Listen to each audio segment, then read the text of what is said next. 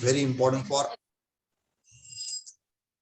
Now, whenever we will talk about the expenditure,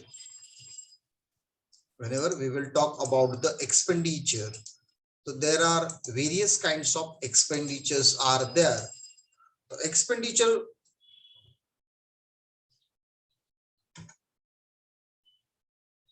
involves, there are two types of expenditures.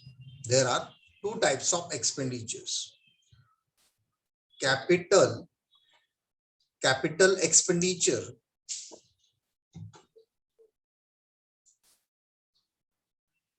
and revenue expenditure.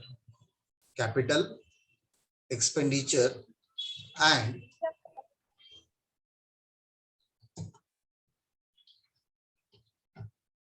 these two types of expenditures are there.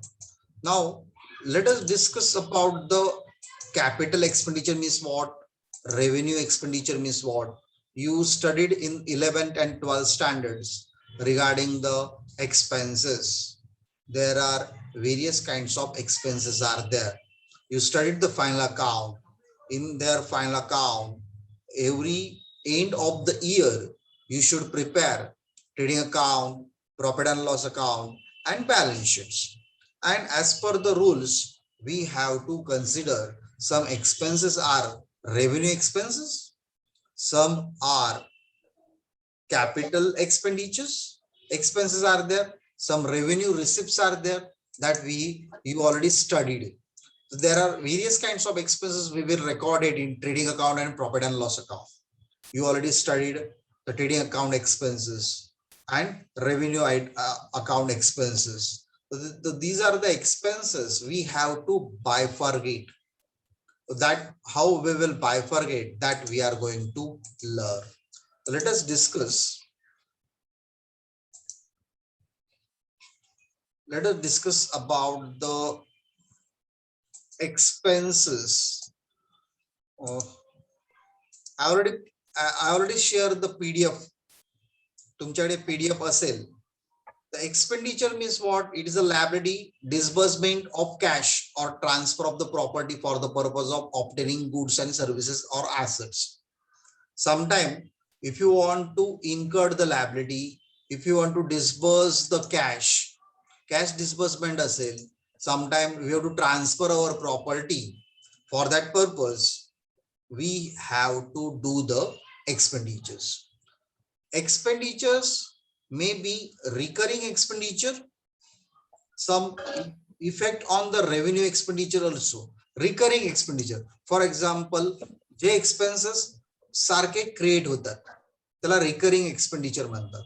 आता आपण जॉबला जातो तर आपल्याला दर महिन्याला salary मिळते. तर every month you earn the salary because you are going for job. So it is a recurring expenditure. Again and again it will come.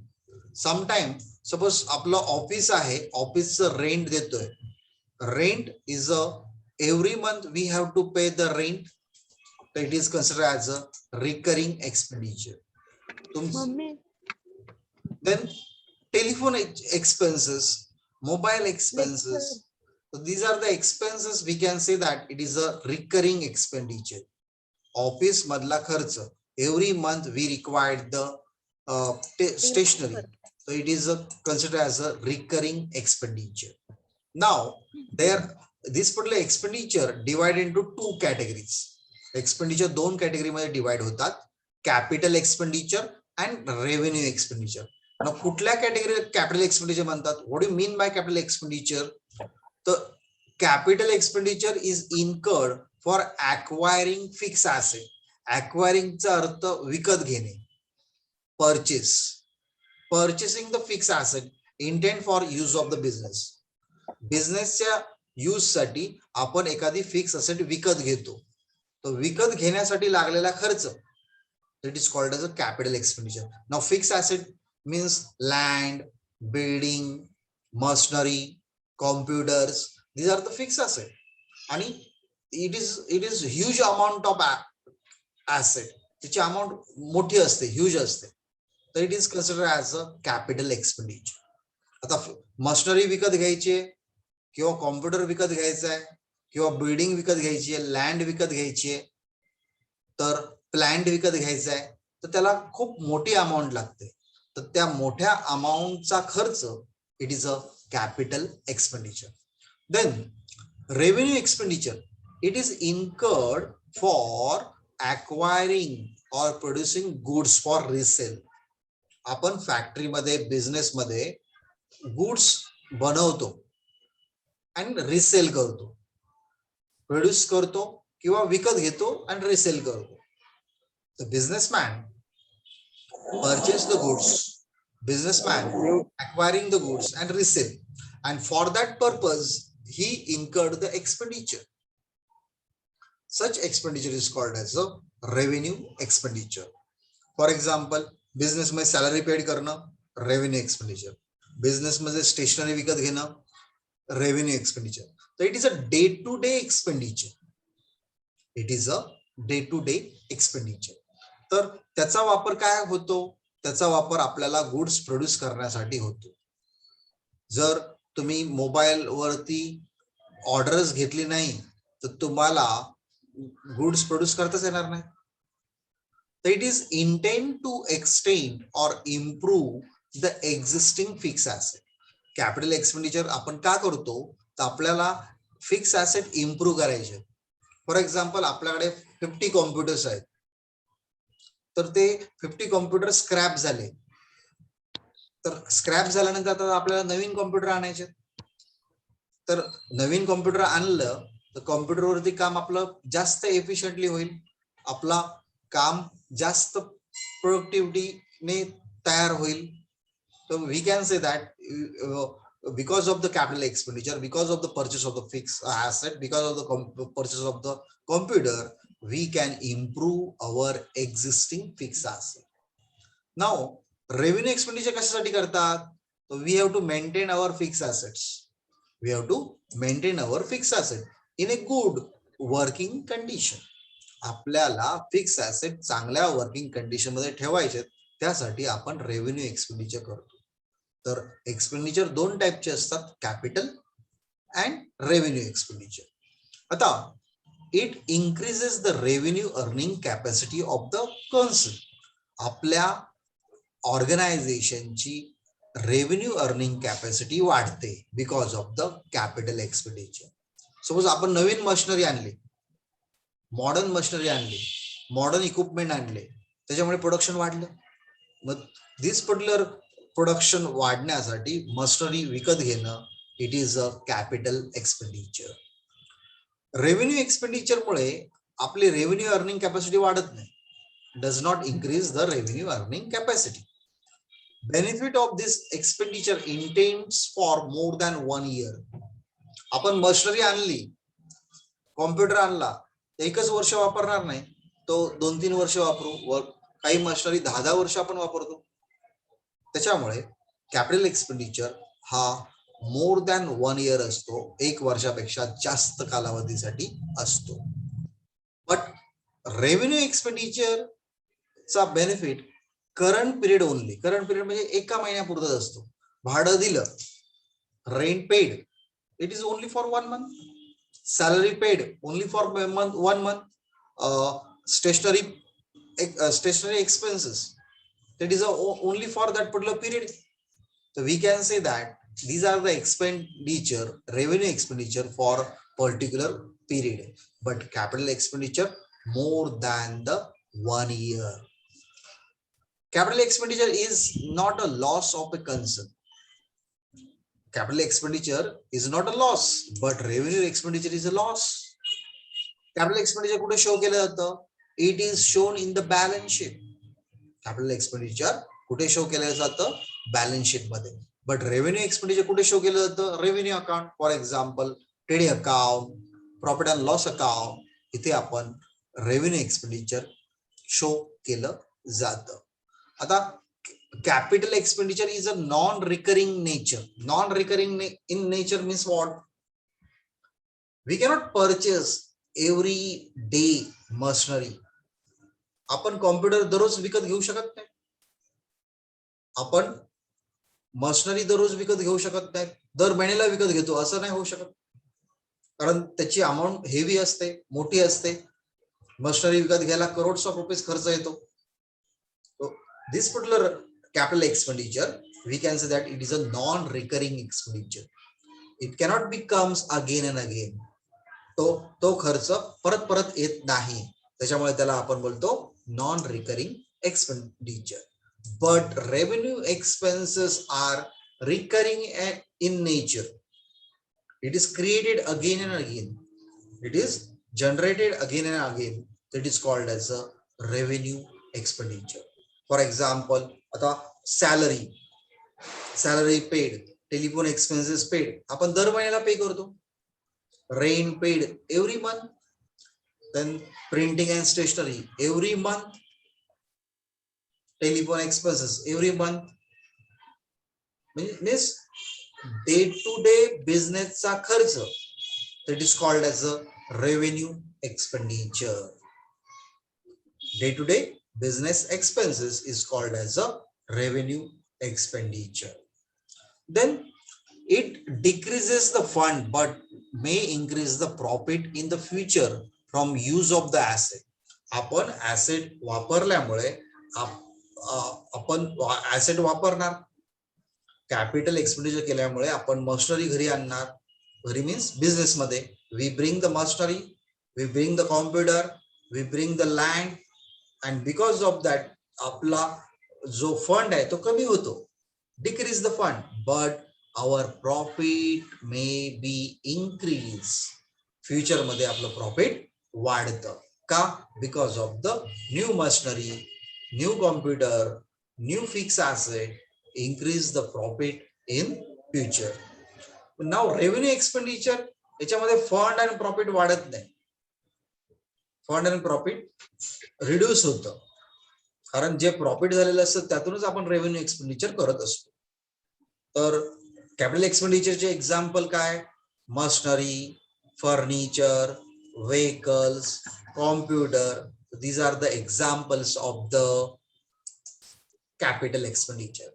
Revenue expenditure example, purchase of the goods, payment of expenses is the example of the revenue expenditure. Now, आता इथे दिलंय items and nature. Purchase of old machinery ₹15,000. तर हे कुठल्या प्रकारचं expenditure आहे? It is a capital expenditure. का? तर आपण मशिनरी, ओल्ड मशिनरी परचेस करतोय आणि ती सारखी परचेस करणार नाही, एकदाच परचेस करतो, म्हणून त्याला capital expenditure. Spend ₹9,000 to recondition the old machinery. Old machinery reconditioning करण्यासाठी 9,000 अमाऊंट स्पेंड केली, तर ही ऍसेट वरती खर्च आहे, तर it is considered as a capital expenditure. Spend ₹10,000 on preparation of the sale deed in connection with the purchase of the building. आपण 10,000 rupees खर्च केला त्यासाठी. सेल डीड, डीड म्हणजे it is a agreement. Sale deed means sale agreement. कुठल्या प्रकारचं sale agreement आहे? It is related to the purchase of the building. Building विकत घेण्यासाठी आपण जे सेल ऍग्रीमेंट केलं त्यासाठी 10,000 रुपीज लागले. नाव सेल ऍग्रीमेंट कोणाच्या रिलेटेड आहे? बिल्डिंग विकत घेण्यासाठी, बिल्डिंग परचेस करण्यासाठी. Therefore it is called as a capital expenditure. Then spend ₹5,000 on custom duty clearing charges on account of machinery imported. आपण मशिनरी इम्पोर्ट केली आणि त्याच्यावरती कस्टम ड्युटी पे करतोय, क्लिअरिंग चार्जेस पे करतोय, तर it is a capitalized expenditure and it is also we have to consider as a capital expenditure. Wages incurred to install the machinery ₹10,000. नवीन मशिनरी installation करायची, तर त्याच्यासाठी लागलेला wages 10,000. It is a capital expenditure. तर friends, exam मध्ये आपल्याला ओळखायला येईल whether it is a capital expenditure और रेव्हेन्यू एक्सपेंडिचर. ते आपल्याला ओळखता आलं पाहिजे. So you should know about the concept of the capital and revenue expenditure. Cost of the air conditioning for executive office rupees 15,000. तर एक्झिक्युटिव्ह ऑफिस मध्ये air कंडिशनची cost 15,000.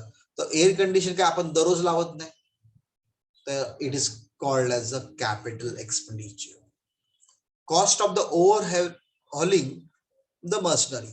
तर मशनरीचं ओव्हरहॉलिंग करणं it is a capital expenditure. Acquired goodwill acquire केलं, acquired म्हणजे विकत घेतलं, तर it is a capital expenditure. Then cost of the training the employee म्हणजे जे वर्कर आहेत त्यांना ट्रेनिंग दिली. आता दरवेळेस आपण त्या वर्करला ट्रेनिंग देतो, every time we have to give the training. तर training is a revenue expenditure, कारण प्रत्येक वेळेस द्यावी लागेल, that is a revenue expenditure. Cost of the construction of the gallery in the office premises. Office premises मध्ये gallery construct केली, तर gallery आपण कन्स्ट्रक्ट करतो ती सारखी करणार नाही, it is not a recurring, आणि त्याच्यासाठी खूप मोठा खर्च आला, तर it is called as a capital expenditure. Insurance of the बिल्डिंगचा इन्शुरन्स दर वर्षी काढावा लागतो, तर it is called as a revenue expenditure. जे दर वेळेस करावं लागतं इट इज रेव्हेन्यू, आणि it is a small amount of expenditure. But heavy amount of expenditure, we can say that capital expenditure. Then paid fees for the association for next 3 years. आता पुढच्या 3 वर्षासाठी fee पे केली असोसिएशनची, तर it is called as a paid in advance. तर it is not a revenue expenditure, it is a deferred revenue expenditure. Deferred म्हणजे खर्च आत्ता करायचा आणि त्याचा फायदा फ्युचर मध्ये येणार, तर it is called as a deferred revenue expenditure. Expenses incurred right now and benefit will occur in the future.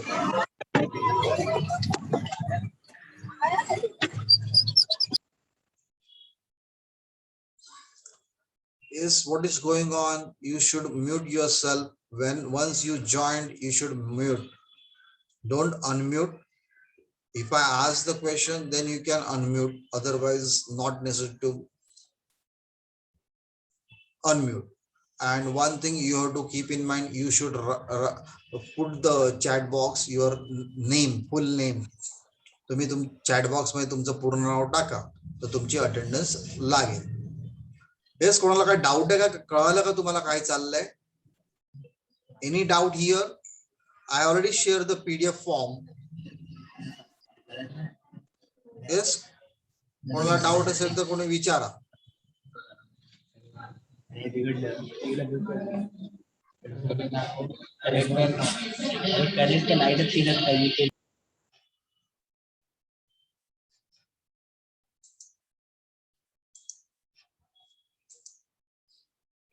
Then friends, payment of municipal taxes. Now municipal taxes we have to pay regularly.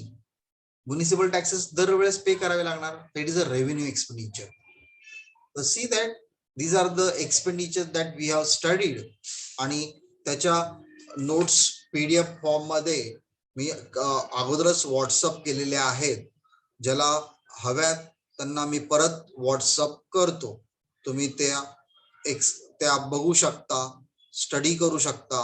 कोणाला doubt असेल तर मला तुम्ही कधीही WhatsApp ग्रुपवरती विचारू शकता. तर do you have any doubt regarding the expenditure? कोणाला डाऊट आहे का? परत मी व्हॉट्सअप केलाय capital and revenue expenditure. Yes, any doubt here? Say yes or no. No sir. Okay, तर हे जे पेज आहे फर्स्ट पेज, तुम्ही तुमच्या वहीमध्ये उतरून काढा, लिहून काढा. हे फर्स्ट पेज, त्याच्यामध्ये डिफरन्स दिलाय कॅपिटल एक्सपेंडिचर, रेव्हेन्यू एक्सपेंडिचर. त्यानंतर हे जे आयटम्स आहेत हे का रेव्हेन्यू एक्सपेंडिचर आहे, का कॅपिटल एक्सपेंडिचर आहे, हे 13 पॉइंट्स आहेत, 13 नंबर, ते तुम्ही लिहून काढा. त्यानंतर आपण डिस्कस करू. हे तुमचं झालंय मला वाटतं, पण तरी सुद्धा हे तुम्ही परत लिहून काढा. जे नवीन स्टुडंट आहेत, जे नवीन जॉईनिंग आहे, त्यांनी हे सगळं स्टार्ट केलं पाहिजे. तुम्ही हे सगळं वहीमध्ये लिहून काढलं पाहिजे. याचे आन्सर्स सुद्धा दिलेले आहेत. Answers also there. You can write in your notebook and if you have any doubt you can ask. Okay, तर मी इथे स्टॉप करतो आणि तुम्ही हे वहीमध्ये लिहून काढा. PDF तुम्हाला मी ग्रुपवरती पाठवलेली आहे. You can see that PDF and काय बोलतो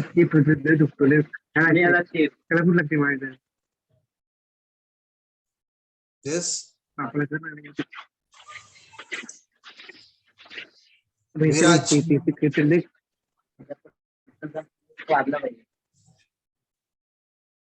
विराज, see that काय प्रॉब्लेम आहे तुम्हाला? No sir no. ओके, तर म्यूट करा स्वतःला. हो, मी PDF सेंड केली आहे ग्रुप वरती. तुम्ही ती PDF बघा आणि त्यामध्ये काय डाऊट असेल तर मला विचारा. आपण पुस्तक कुठलंच विकत घ्यायचं नाही. No need to buy any text book. मी तुम्हाला व्हॉट्सअप वरती नोट्स पाठवत राहील and whatever notes I will provided that you should use for your study purpose. No need to take any text book. Text book विकत घेऊ नका. जे आहे ते फक्त आपल्याकडे जे मी नोट्स देतोय तेवढंच तुम्ही फॉलो करा. कोणाला काय डाऊट असेल तर त्यांनी मला कधीही व्हॉट्सअप करून विचारू शकता. ठीक आहे, तर आत्ताचा वेळ मी आता पुढचा वेळ तुम्हाला नोट्स लिहायला देतोय. ते 2 पेजेस लिहून काढा. तर capital expenditure and revenue expenditure, they are distinguish. Then after that you should write there some questions and answers. ह्या चॅप्टर मध्ये खूप सिंपल चॅप्टर आहे. हेच आहे. पुढच्या वेळेस आपण बघणार आहोत capital receipts and revenue receipts. कोणाला कॅपिटल रिसिप्ट म्हणतात, कोणाला रेव्हेन्यू रिसिप्ट म्हणतात आणि what are the examples. You should write the notes in your new notebook. Notebook मध्ये लिहिलंच पाहिजे. तर त्यामुळे आपल्याला नोटबुक आणलीच पाहिजे. गेल्या लेक्चरला सुद्धा मी सांगितलं होतं तुम्ही नोटबुक आणा. आणली का सगळ्यांनी? लिहून काढा. आणि तुम्हाला मी गेल्या वेळेस सांगितलं होतं पण तुम्ही 12 डिजिट कॅल्क्युलेटर विकत घ्या. कॅल्क्युलेटर विकत घेतलं तर चांगलं आहे. 12 डिजिट कॅल्क्युलेटर विकत घ्या. कारण पुढची जी आपले चॅप्टर्स आहेत, in that particular chapters we required the calculator also. तर मी ते स्टॉप करतो. I have certain work but we will follow the time table. जे आता नवीन टाइम टेबल तुमच्या नोटीस बोर्ड वर दिलंय, you should follow. Notice board वरती नवीन टाइम टेबल आहे, that you should follow. This enough. आजच्या पुरतं बस झालं. कोणाला डाऊट असेल तर तुम्ही आता पण मला शेअर करू शकता. Do you have any doubt? No sir. Okay, तर आजचा तेवढा स्टडी करा. पुढचं आपण बघू. ओके.